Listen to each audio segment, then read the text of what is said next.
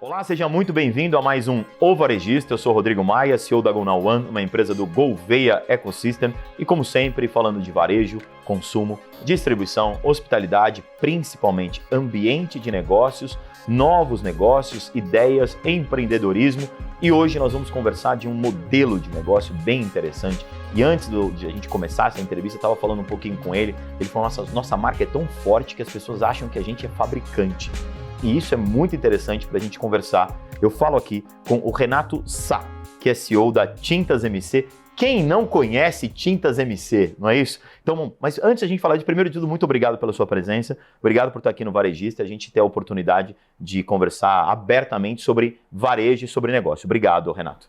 Bom, obrigado você pelo convite. Eu amo varejo, nasci no varejo. Prazer imenso estar num programa que chama o Varejista. Quantos anos tem Tintas MC que está completando esse ano? Tintas MC completou 16 de abril, 60 anos de idade. Que não é sua idade, né? Não é sua idade. Tem um pouco menos. Tem um pouco menos. A gente já vai descobrir um pouco essa história. Mas eu quero começar conversando com você dessa introdução que eu fiz, né? Quando eu estava conversando um pouquinho com ele, eu falei sobre essa questão de marca, né? Então, Tintas MC, você é fabricante?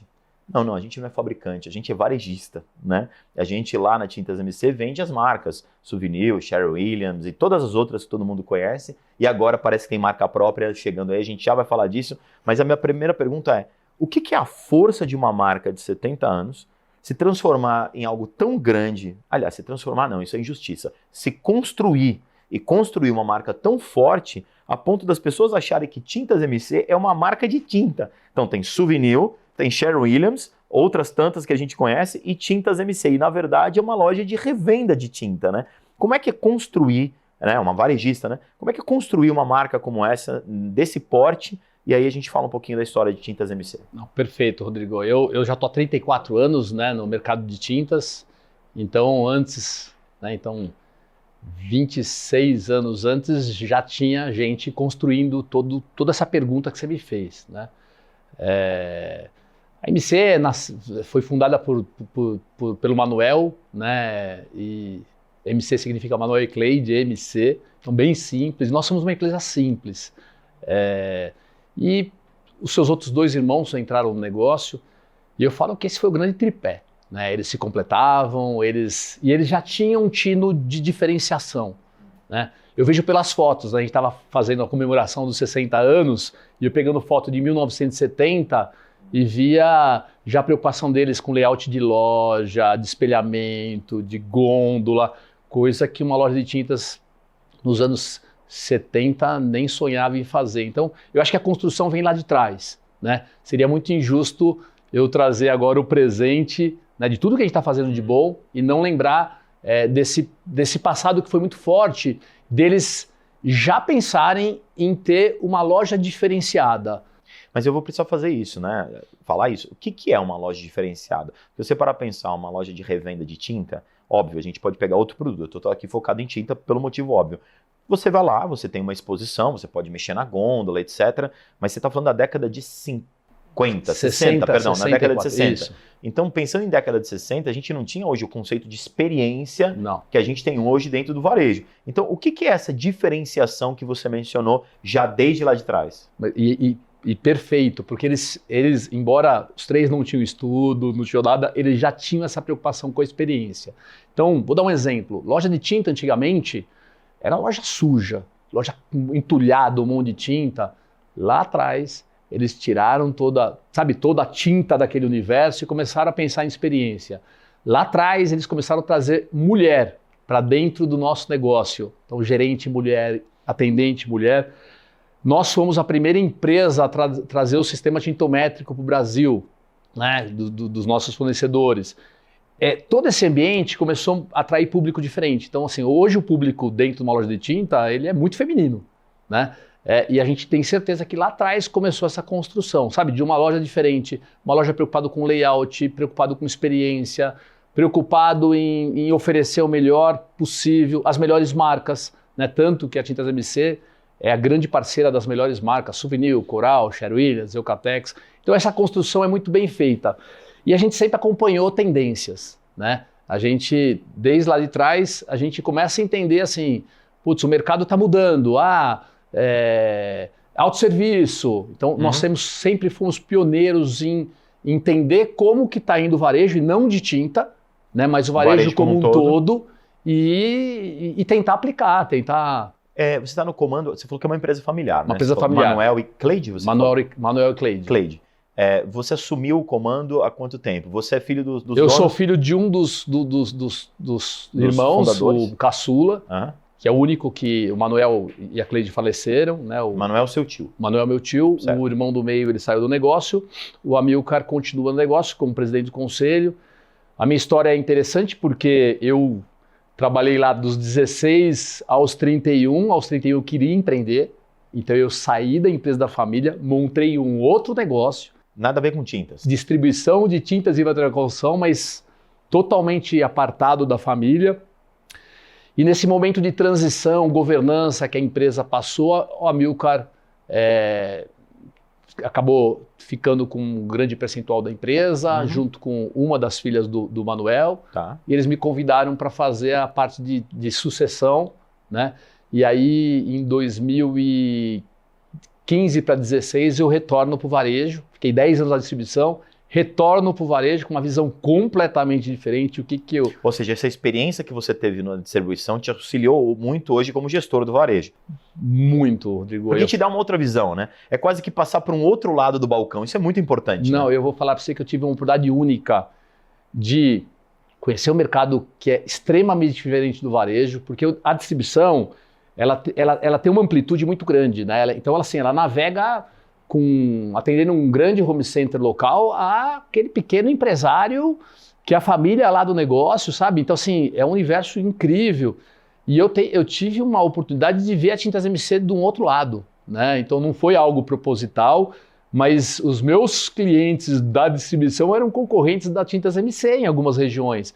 E eu vi a Tintas MC... Né? E se eu tivesse ficado na Tintas MC, eu não ia ter esse ângulo nunca.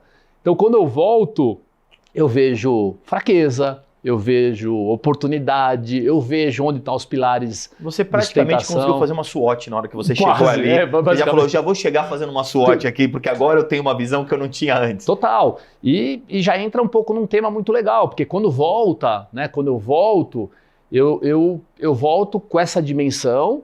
Eu volto muito falando em expansão, né? Quando você voltou já tinha franquia, não? Não, eu voltei em 2015 para 2016 e a gente tinha 42 lojas. Todas próprias? Todas próprias. Então é uma empresa que nasceu, ama varejar, a gente ama varejar e entendemos que tinha um modelo de franquia, extremamente bacana, estudamos muito esse modelo, contratamos o Acerto, que é um baita de uma consultoria, né? E entendemos que dava para aplicar no negócio. Mas muito desse entendimento foi olhar esse negócio de fora, né? Falar, peraí, cabe aqui, cara, dá para fazer isso, né?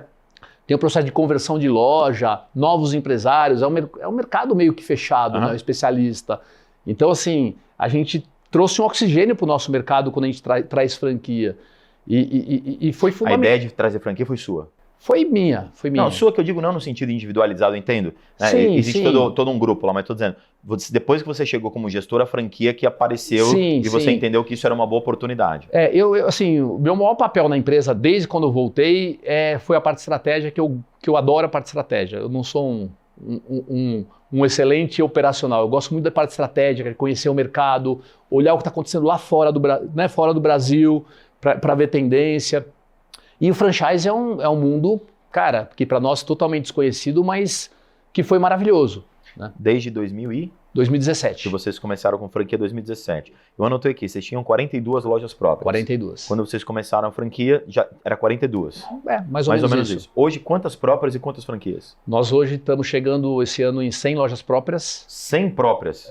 Não, mas pera só um pouquinho, peraí, que antes de você falar da franquia, você está falando de 2015, do 42. De 15 para 24, a gente está falando em 9 anos, você mais do que dobrou. Isso. Só de própria? Só de própria. E quantas franquias? E franquias estamos chegando aí, ultrapassando 120, chegando em 130 franquias.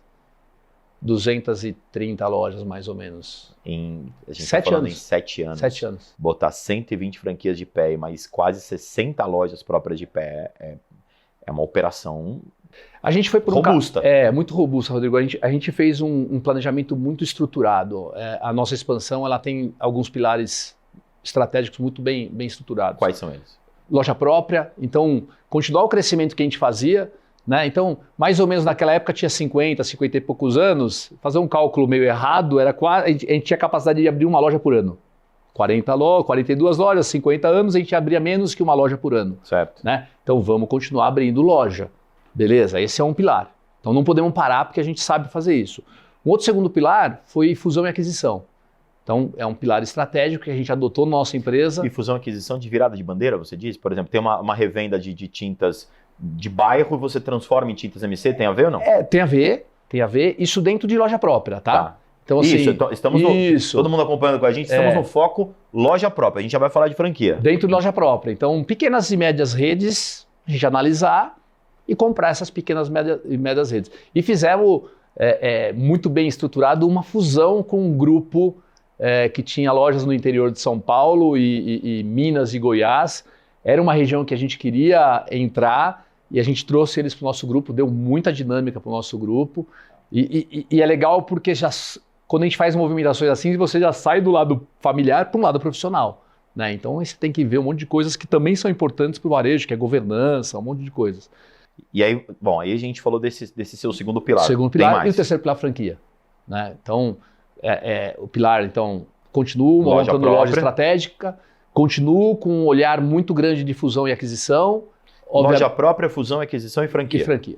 Isso que te fez essa expansão. Essa expansão muito grande. Isso é importante para o empresário que está assistindo, né? Então, assim, ninguém aqui está querendo colocar isso como, vamos chamar assim, como uma receita de bolo. Não. Faça isso que vai dar certo. Mas é uma visão para as pessoas em casa entenderem. Tintas MC funciona por manutenção do crescimento de loja própria, fusão e aquisição e franquia. Esses foram os pilares que você entende que nesses últimos 7, 8 anos fizeram um grupo pensando em quantidade de lojas. Aí, claro, juntando franquias e lojas próprias, vocês passaram de 42 para 220.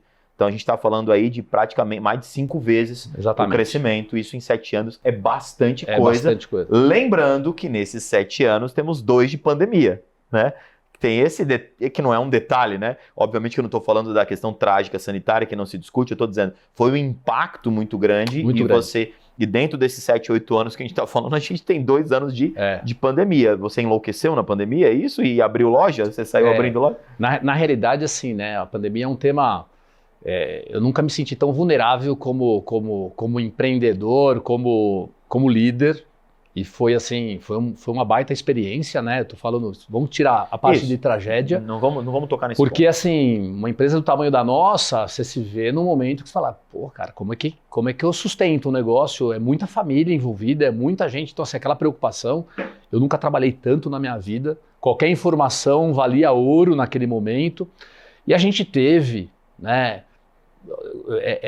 Perto de outros segmentos, a gente teve um momento bom, né? Porque a gente não ficou fechado por muito tempo. Tinta, material de construção, foi considerado um item essencial, até porque as pessoas ficaram muito em casa e elas precisavam fazer alguma coisa. E quanto mais você fica em casa, mais manutenção precisa ser feito. Não tenha dúvida. E foi um momento que o nosso mercado teve um boom muito grande, positivo. Obviamente esse boom, infelizmente, acabou, porque você começa a dividir, né, a atenção do consumidor para outras coisas. Mas na expansão a gente segurou. A gente segurou um pouco a expansão momentaneamente ali, porque a gente não se sentiu confortável de trazer alguém naquele meio, daquele ambiente, naquele momento. Né, o lado mais difícil da pandemia, a gente deu continuidade na expansão. Nós somos muito críticos com a expansão. A gente nós somos muito responsáveis. E qual o perfil de franqueado para abrir um Tintas MC? Olha, isso é por favor, eu vou fazer essa pergunta, desculpa te interromper, mas quer dizer, não me dá aquela resposta padrão, tem que ser uma pessoa empreendedora, não, eu quero perfil de franqueado para Tintas MC.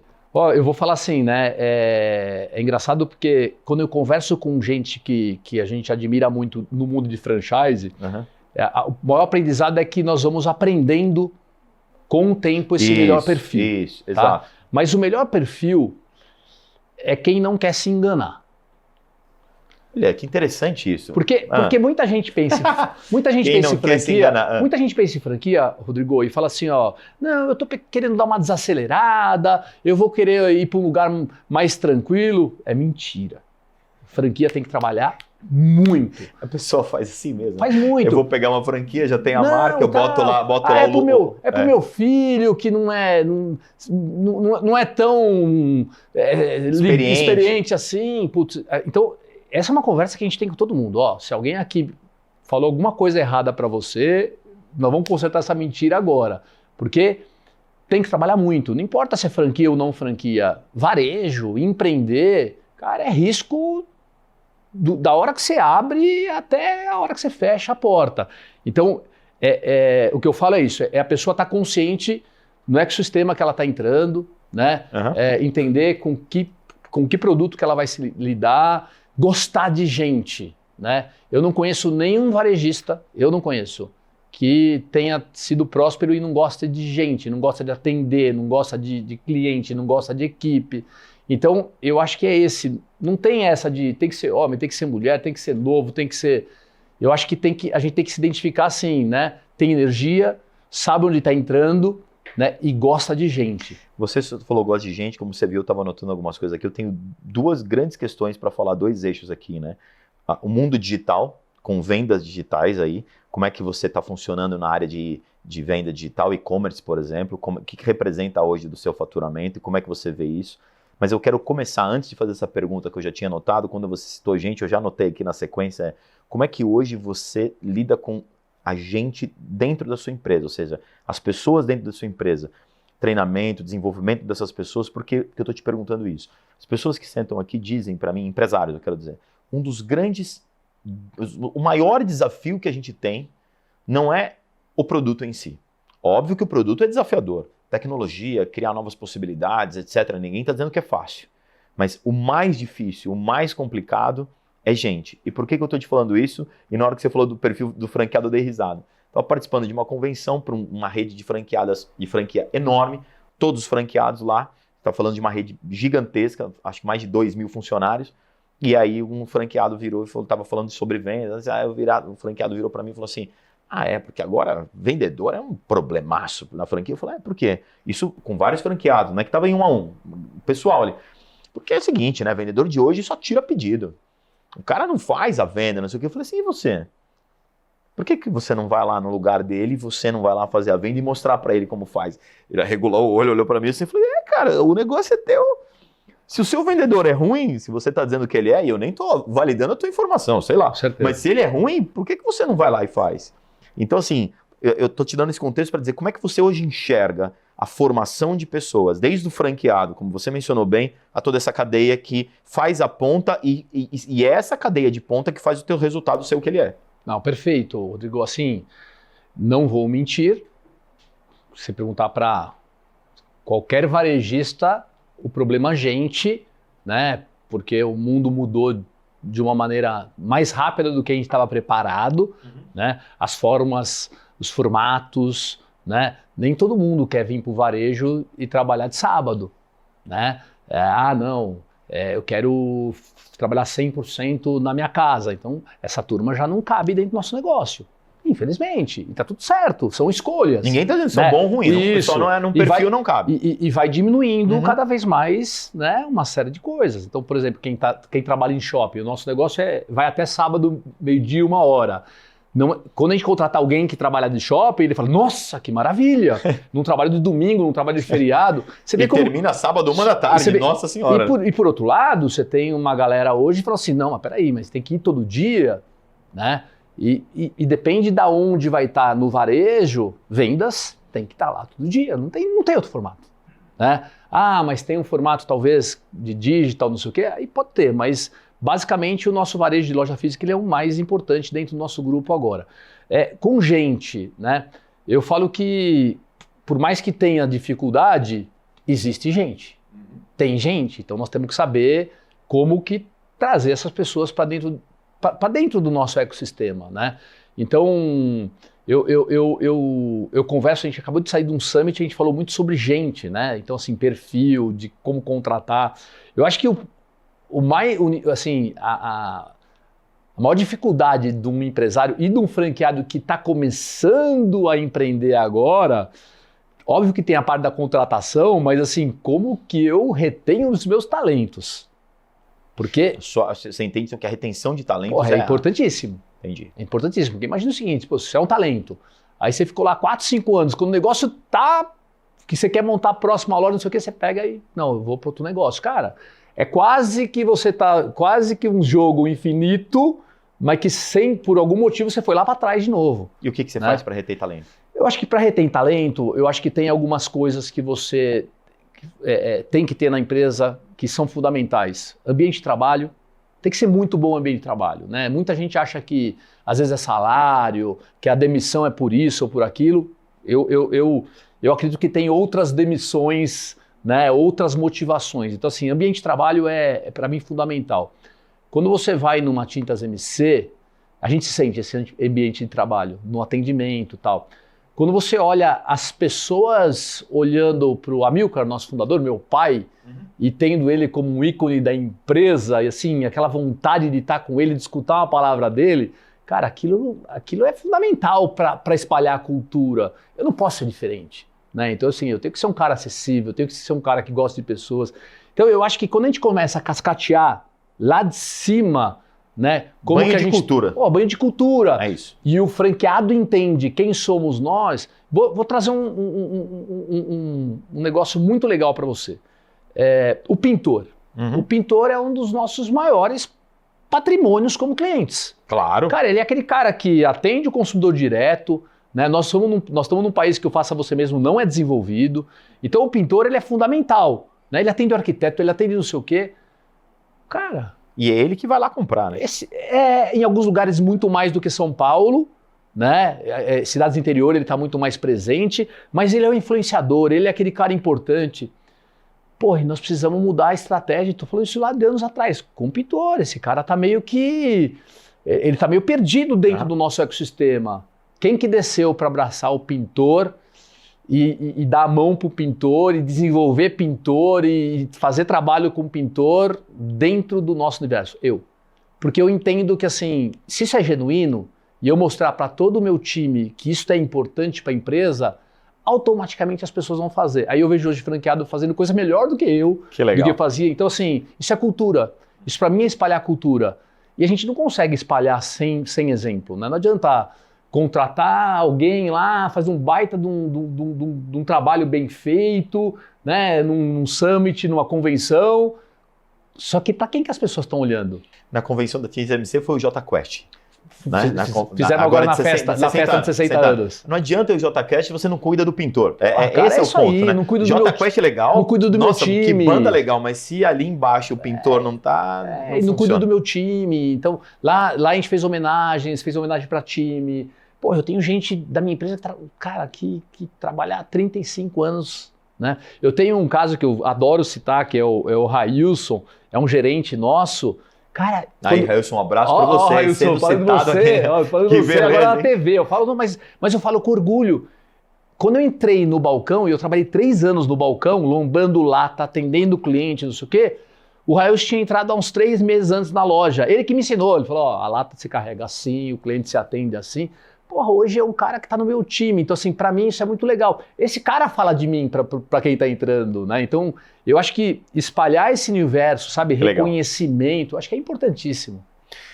2 pontos aí a gente tem, finalizando aqui, mas para você citou da questão digital, que a sua loja física é muito mais relevante. Mas hoje, obviamente, sem ficar revelando valores aqui, mas percentualmente falando, o que você tem hoje de digital? Quanto que o digital representa no teu negócio hoje? Se a gente usar só, e erradamente, só o e-commerce, como muita gente faz, né? Só o e-commerce ou os meios, né, de marketplace e tal, é muito pouco.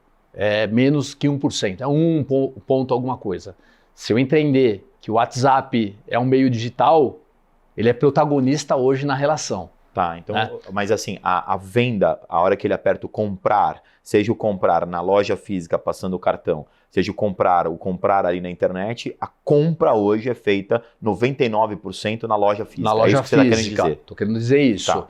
Porém, dentro da loja física, a gente tem o WhatsApp, que é um meio digital muito importante. né? Então tem muito cliente nosso, construtora, pintor, arquiteto, até consumidor final, que tem uma relação já com a minha equipe e fala, ô Toninho, eu preciso de 4 latas tal, manda aqui para obra. Mas aí o digital te funciona muito mais como uma questão de relacionamento e comunicação do que um canal de venda.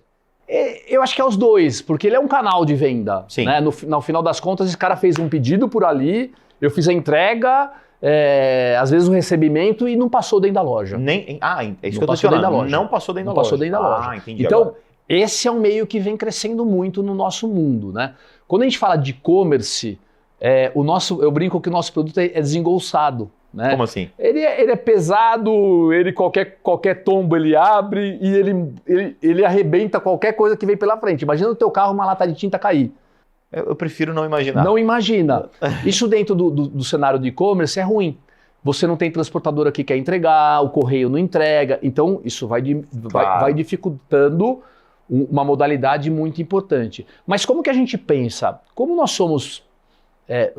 como a gente está querendo sempre estar à frente, né? A gente começa a falar, pô, legal. Né? Eu como CEO, eu li um dia que eu preciso aprender como destruir a minha empresa antes que alguém destrua, né? Então, assim, eu preciso ficar olhando, pô, mas que canal que alguém pode fazer que pode trazer alguma coisa de impacto negativo para o nosso negócio. Então, a gente está sempre escutando startup, olhando tal. Então, uma coisa muito legal, assim, muito relevante, a gente lançou o nosso próprio aplicativo, né, que é o TokTok, que é um aplicativo que faz toda a jornada da pintura. Então, por que as pessoas não pintam mais? Porque tem dificuldade de encontrar um pintor, segurança e tal. E a gente começou a falar assim, cara, se essa é uma notícia que a indústria traz para nós, que a gente vende muito menos do que deveria ter, vamos consertar, vamos tentar consertar. Vamos buscar uma solução. Então a gente criou uma solução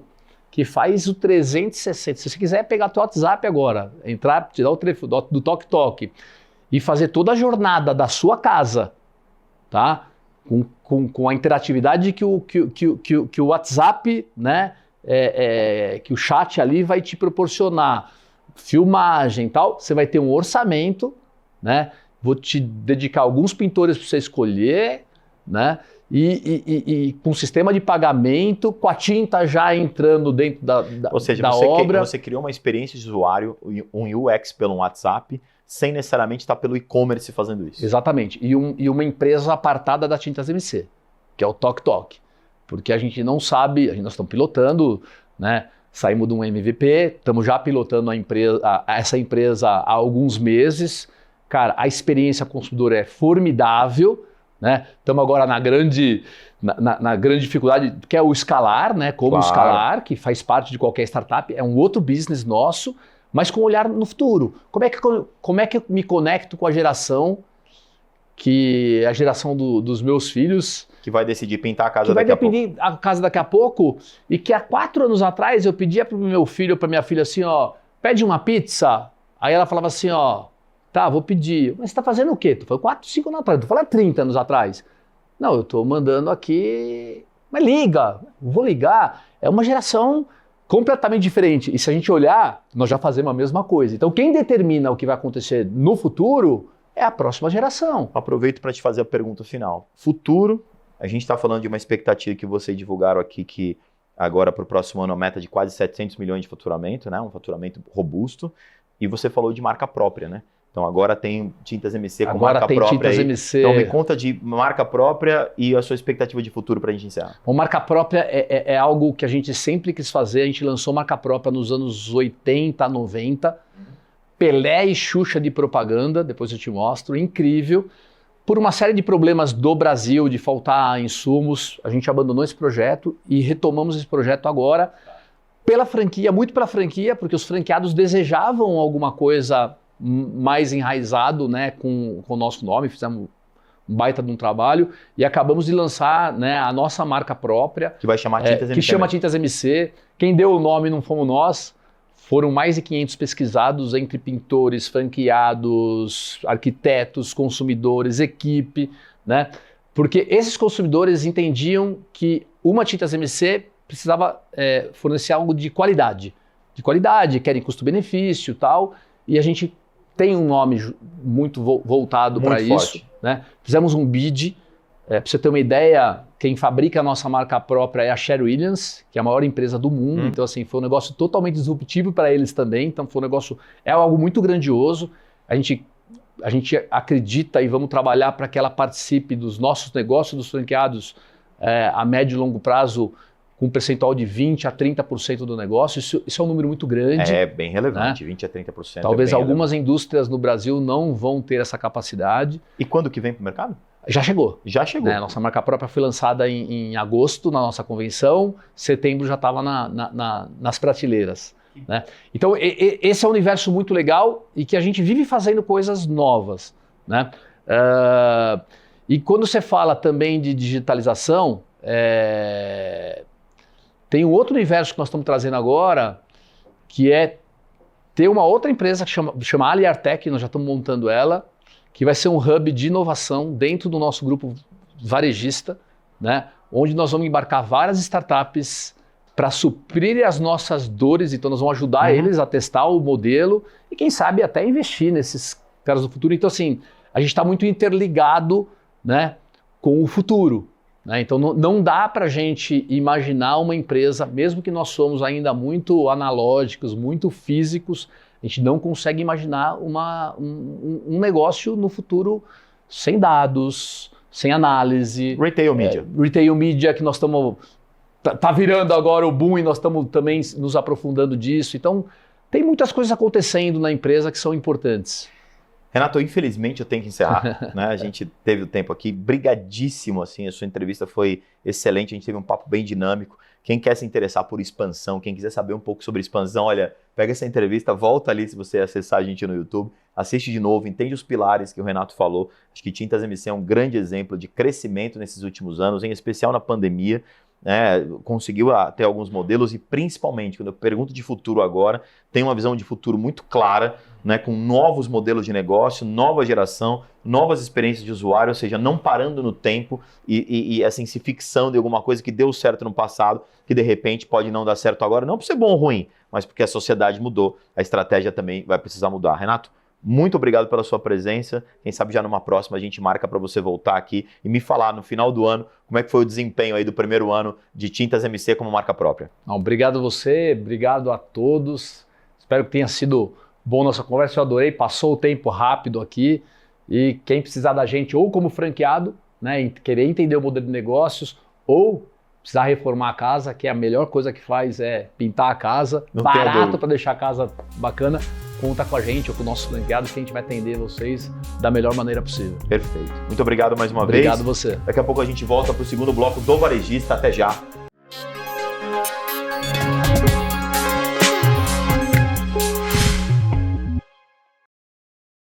Voltamos do intervalo com o segundo bloco do Varejista e agora a gente vai falar sobre uma empresa e uma solução, na verdade, de recolocação no varejo.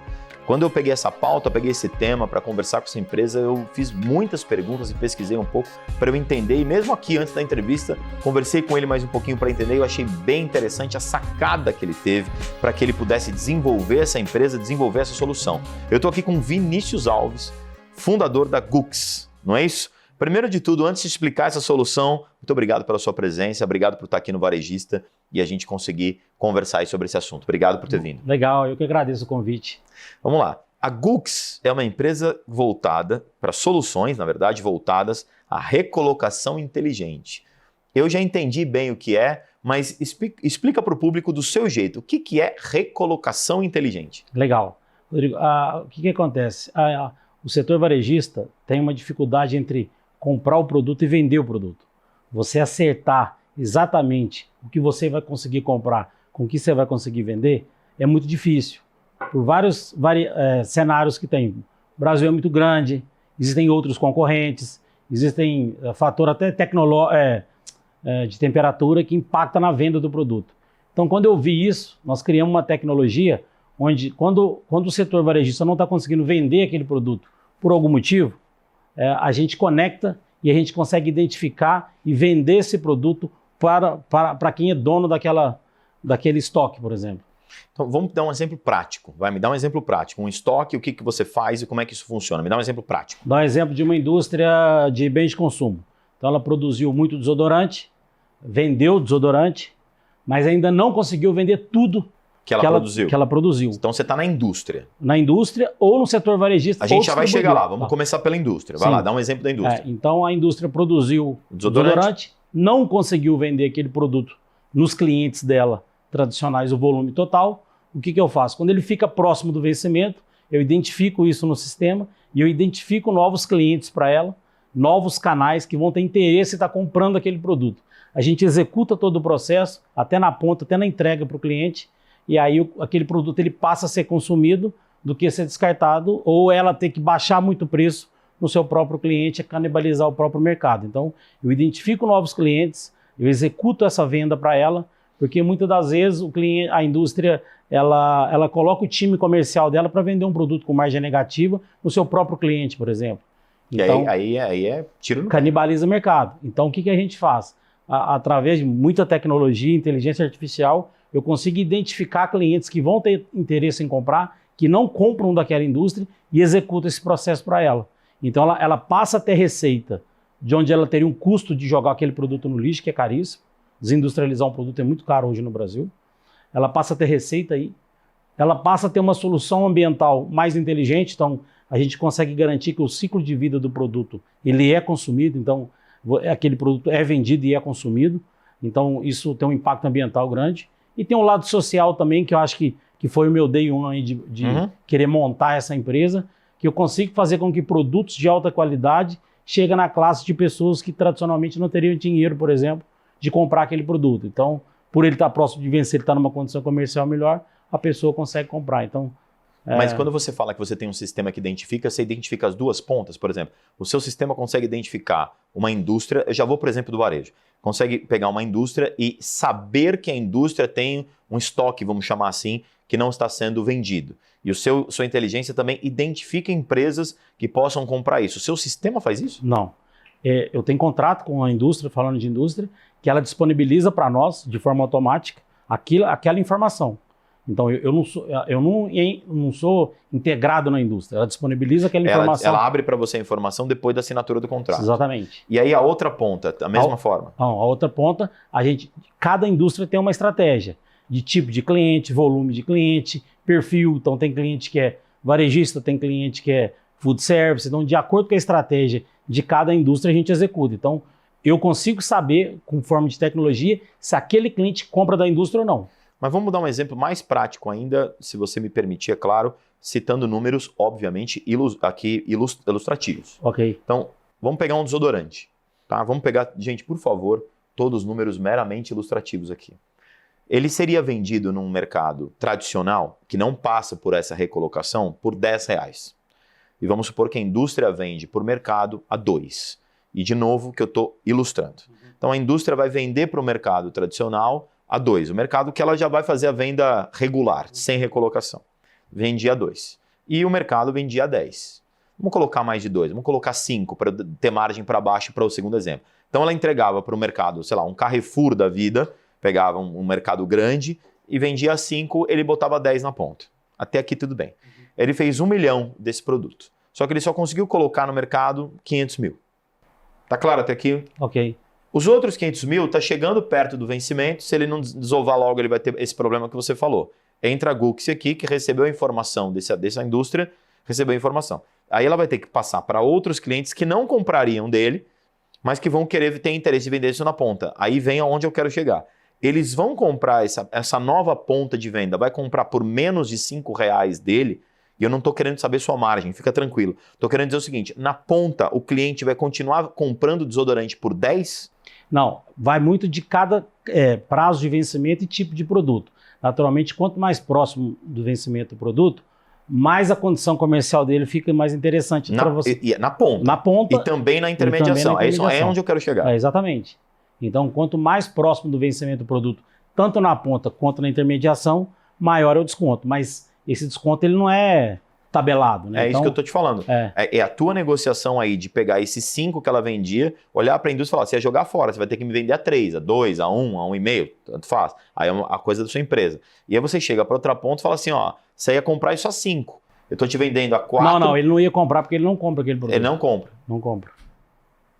Aquele produto que ele está comprando, tradicionalmente ele não compraria. Mas ele vai comprar porque... Ele vai comprar porque é um atrativo para ele. Então você abre um novo mercado. Mas ele vai comprar mais barato do que... Mais barato. Porque está próximo de vencer, ele tem risco de não conseguir vender, por exemplo, na loja dele, mas é mais barato.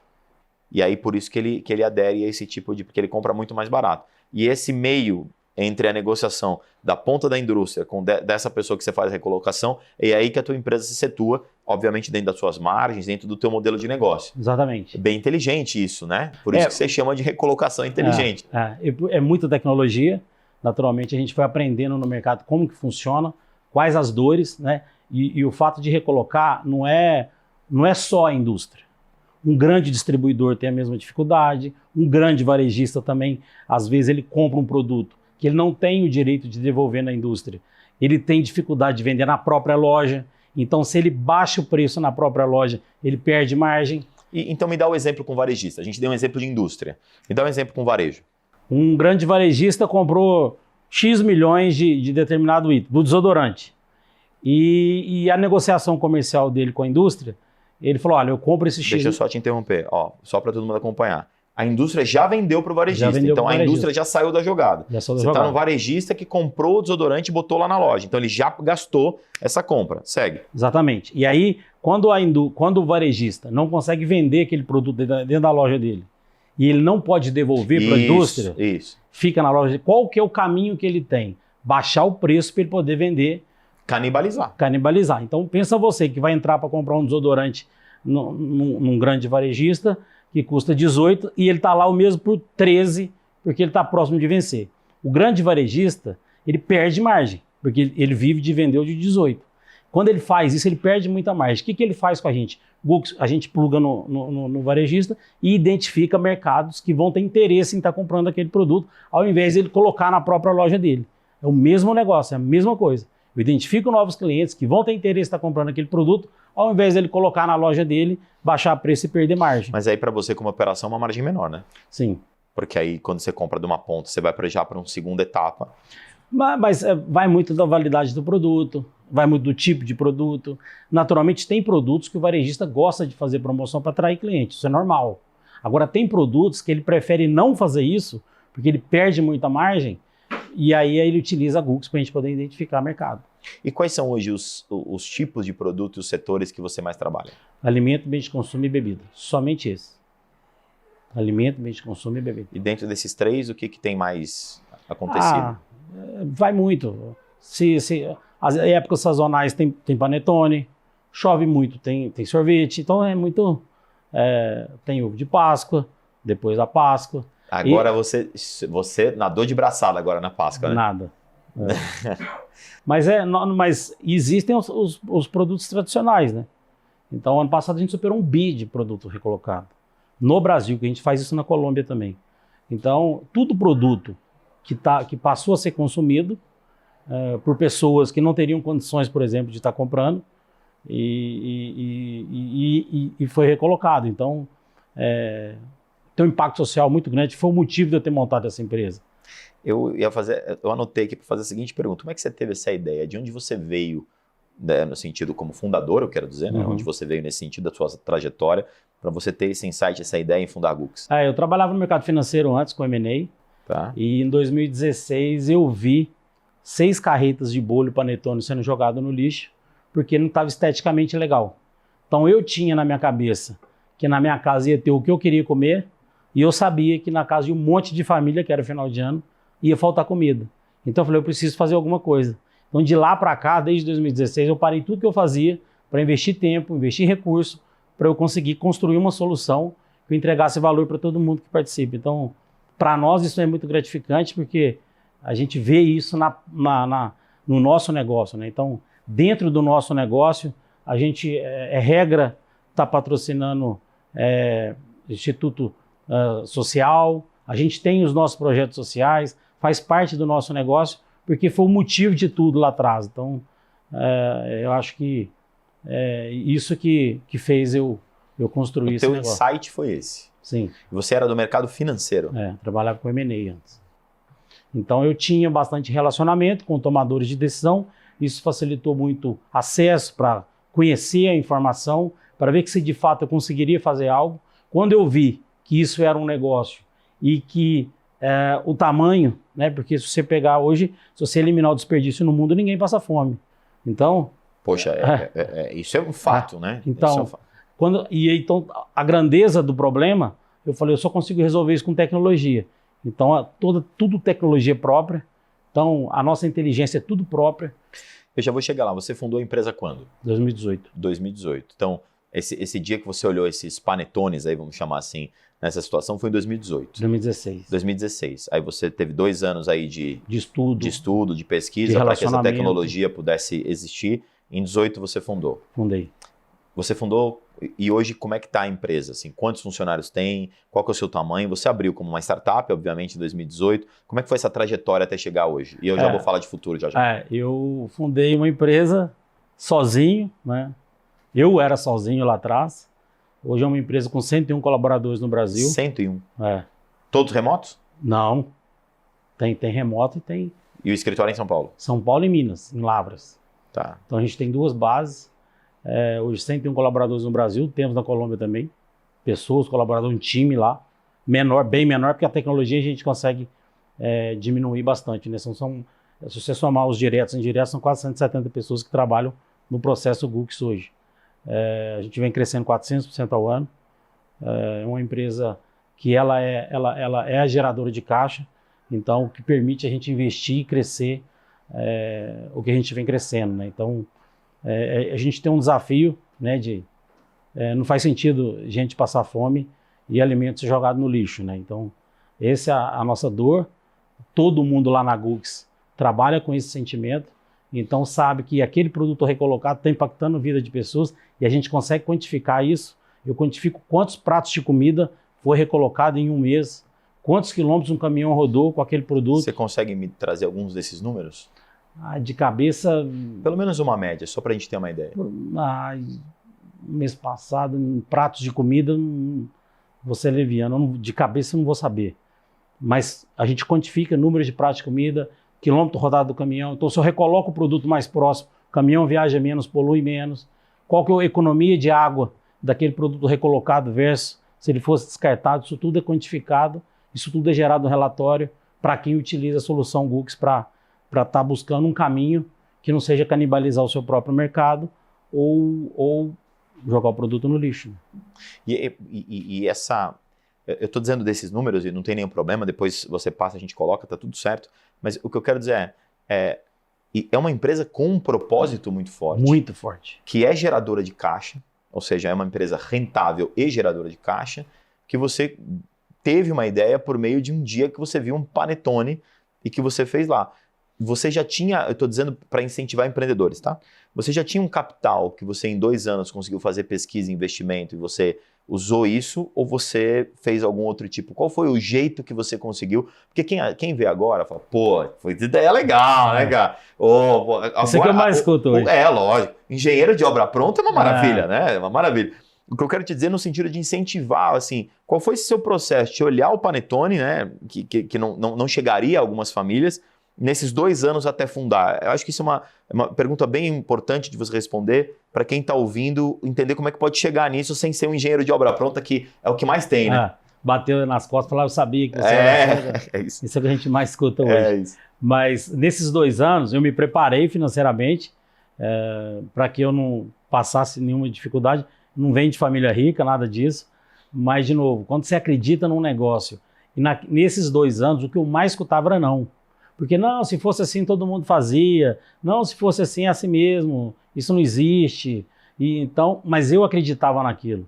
E de novo, eu acho que o que mais faz a empresa ter sucesso é que o propósito é muito forte e é muito verdadeiro. Então, isso me indigna e me incomoda muito saber que tem gente que não tem o que comer há 4 ruas daqui. E a gente tem o que comer o dia que a gente quer. Então, acho que essa energia, essa vontade de poder fazer isso, e buscar esse caminho é o que está conseguindo fazer a Gux crescer 400% a cada ano. A cada ano. 400% e sempre, você está falando 400% base zero ou sempre em relação ao ano anterior? É bem forte. Hein? É forte. Como é que você estrutura uma equipe hoje para ter a manutenção desse propósito? Porque quando é você, com o seu propósito, do jeito que você fundou a Gux, e aí você tem 100 colaboradores e indiretos chega a 170, você dá esse banho de cultura de propósito em 100 pessoas, não é uma tarefa das mais simples. Exemplo. Só o exemplo. As pessoas veem o que eu faço. E eles veem e acreditam. Então, lá não é discurso, é prática. Em 100% do momento é prática. Então, é o exemplo. Eu acredito que a melhor forma de você demonstrar o que você acredita é o exemplo. E aí, se você perguntar qualquer um lá na Gux, eu trabalho aqui para acabar com a fome no mundo. Então, é isso. E você tem concorrente nesse mercado? Como a gente faz? Não. A gente é uma operação B2B, né? É uma operação muito complexa, um volume muito alto. Então, assim, eu não compro, vendo, eu não faço isso. Eu desenvolvi uma tecnologia onde eu consigo identificar e executar isso muito bem. Então, eu gero informações para quem conecta com a gente, algum grande food service, tudo tecnológico. Então, ele pluga lá, ele vê onde está indo o produto, qual que é a taxa de conversão, qual que é o produto mais recolocado, qual que é o menos recolocado. Então, a gente conversou disso um pouquinho antes da entrevista, eu gostaria que você explicasse. Você não cuida, então, da logística, né? Ela não é sua, ela não é própria, você terceiriza. Explica isso que você comentou comigo um pouquinho antes de começar a entrevista, eu fiz essa pergunta para ele. Comenta isso para mim, para o pessoal entender, por favor. Bom, a nossa logística é terceirizada, né? A gente tem parceiros logísticos no Brasil para poder executar, porque eu entrego na porta do cliente. Então, por isso que eu falo que é complexo. E os volumes são muito altos, né? Então, você colocar 328 carretas em um mês, colocar uma carreta atrás da outra, você vê o tanto que é. Então, isso é no Brasil todo, né? Então, a gente contrata. Você tem empresas parceiras de logística, tanto para retirar, entregar, etc. Mas você refrigerado, seco. Mas você fica controlando tudo isso. Então, assim, é uma operação nervosa. Porque assim, quantas carretas ao mesmo tempo chega a estar, velho? Nossa Senhora. O mês passado foi 328 em um mês. 328 em um mês. Carretas recolocadas. Produto que ia ser jogado no lixo foi consumido. Há quanto tempo você está na Colômbia? Tem um ano, março do ano passado. E aí, para a gente começar a caminhar para o nosso encerramento, eu queria entender futuro. Você foi para a Colômbia, você falou ano passado, né? Há um ano. Você já deve estar de olho em todo o mercado da América Latina, que eu vejo nos teus olhos isso, né? Claramente, porque a América Latina tem empresas nessa linha, eu conheço, né? Argentina, Chile, Uruguai, México. Então, assim... Cheguei do México há 15 dias atrás. Então, se ele chegou do México há 15 dias atrás, e quando eu falei aqueles nomes, ele citou México, aguardem, que Gux México deve estar já chegando, se não esse ano que vem. Mas assim, quais são os seus planos para o futuro nesse sentido? América Latina, América Central, enfim, quais que são os seus principais planos? A nossa ambição é global. Eu acho que, de novo, essa situação, essa necessidade de buscar algo para combater a fome, combater o desperdício, ela é global. Então a gente foi para a Colômbia, aprendemos a internacionalizar o negócio, que é um desafio, cultura, língua, horário, né? Quer marcar uma reunião com o time todo, tem que ver qual que é o horário do time da Colômbia. Coisa simples, mas que... Confiar na logística do local. Mas aí é bons parceiros, né? Então a gente tem buscado sempre indicação de players para poder conseguir adiantar o processo. A gente tem a pretensão de poder ir para o México agora. Claro, você não foi até lá só à toa, claro, óbvio. A gente está terminando o plano de negócio para poder ir para lá. Uhum. A ideia é que a gente chegue até o final do ano que vem, com mais 3 países. Quais? Pode falar? Chile, Argentina, e a gente está começando a olhar o Peru. Então, o seu planejamento, e essa ida para o México ainda esse ano? Esse ano. O México foi esse ano. A operação começa esse ano. E esses outros países, ano que vem? O ano que vem. Porque o México, ele tem um potencial de dificuldade como o Brasil, por questão de tamanho, volume, né? A Colômbia tem um desafio logístico enorme, porque ela é muita cordilheira e tudo, mas o volume de negócio na Colômbia não é como o México. Então, a gente está entendendo que o México vai a gente vai ter mais necessidade agora, por isso os outros países só no ano que vem.